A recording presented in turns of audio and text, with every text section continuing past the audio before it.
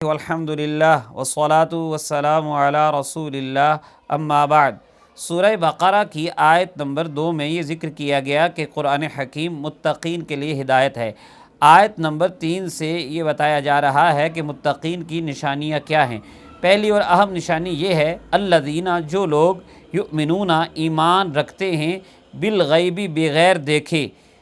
نبی کریم صلی اللہ تعالی علیہ وسلم نے جن جن چیزوں پر ہمیں ایمان لانے کا حکم دیا، جو جو تعلیمات آپ لائے، ہم دل و جان سے اس کو مانتے ہیں، اور وہ ساری چیزیں اکثر ایسی ہیں کہ جن کو ہم نے نہیں دیکھا، وہ غیب ہیں۔ غیب کا مطلب یہ ہوتا ہے کہ جو حواس ظاہرہ دیکھنے، سننے، چکھنے وغیرہ میں بھی نہ آئیں اور نہ ہی عقل ان کو سمجھ سکے۔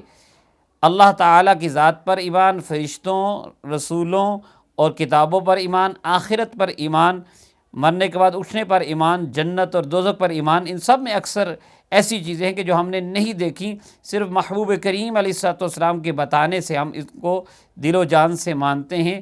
اور بعض علماء نے تو بالغیبی کا معنی بالقلب کیا ہے، یعنی دل سے ایمان لاتے ہیں۔ تو اپنے دل میں ایمان کو جگہ دینا یہ متقین کی پہلی صفت ہے۔ جب ایمان ان کے دل میں جگہ بنا لیتا ہے تو اب اعمال میں سب سے اہم اور پہلا فریضہ وَيُقِيمُونَ الصَّلَاةَ، وہ نماز قائم کرتے ہیں۔ نماز ایسی عبادت ہے جو سب سے افضل ہے، اور قیامت کے دن سب سے پہلے اس کے بارے میں سوال ہوگا۔ قرآن حکیم میں جہاں کہیں بھی نماز کا ذکر کیا گیا تو کہا گیا نماز قائم کرتے ہیں۔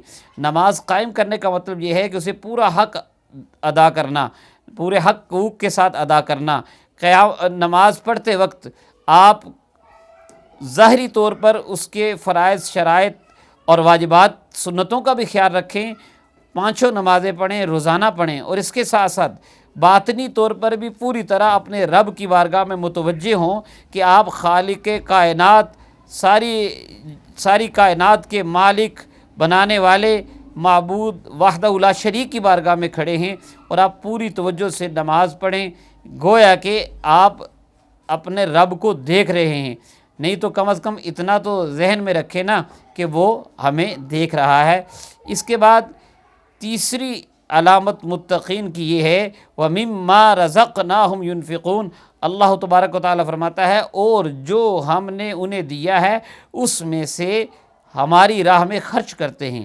اللہ تبارک و تعالیٰ نے جو کچھ بھی دیا، چاہے وہ مال ہو، چاہے وہ قوت ہو، چاہے صلاحیتیں ہوں، علم ہو، جان، مال، اولاد، کچھ بھی، سب کو اللہ تعالیٰ کی راہ میں لگا دینا، یہ اصل معنی ہے مما رزقناہم ينفقون کا۔ اور بہرحال ظاہری طور پر جو ہم مال خرچ کرتے ہیں اس میں بھی آپ اگر دیکھیں کہ صدقات و خیرات میں، غرباء کی مدد میں، مساکین کی خدمت میں، طلباء و مدارس و مساجد کی خدمت میں مال لگانا، یہ سب انفاق فی سبیل اللہ ہے۔ اور اس کے ساتھ ساتھ اگر نیت اچھی ہے، رب کی رضا کی نیت ہے، تو اپنے اوپر بھی اور اپنے بال بچوں پر بھی مال خرچ کرنا، یہ اللہ کی راہ میں ہی مال خرچ کرنا ہے۔ اللہ تبارک و تعالی ہمیں متقین کی ان صفات کو اپنانے کی توفیق نصیب